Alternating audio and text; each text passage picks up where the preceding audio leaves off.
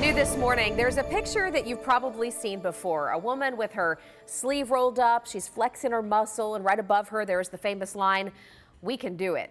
That is the image of Rosie the Riveter.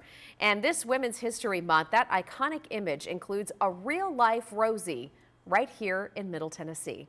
Fox 17 News' Madeline Nolan joining us live here in studio this morning after sitting down with Marie Dingle as we look ahead to National Rosie the Riveter Day. Good morning, Madeline.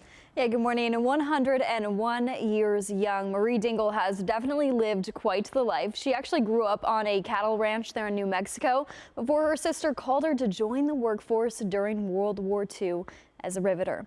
Now we're sharing her story today because Rosies represent the millions of women who worked in the war industries, and Marie believes their stories still aren't shared enough. She went through training as soon as she arrived to Boeing in Seattle, and as quickly as that happened, she became a riveter, working on B-17s for the war in Germany and B-29 bombers for the Pacific.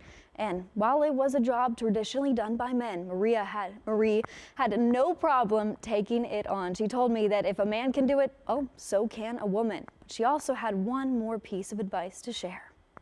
When I was little, I guess my daddy always said, you know, that you could always do it. You're independent, that nobody gave you nothing, that you had to work for everything that you have.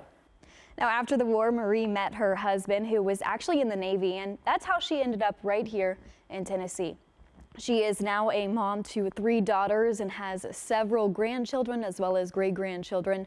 But later in life, she even got to ride in a B-17, a memory that she's told me that she'll never forget. And I know what you guys are all thinking.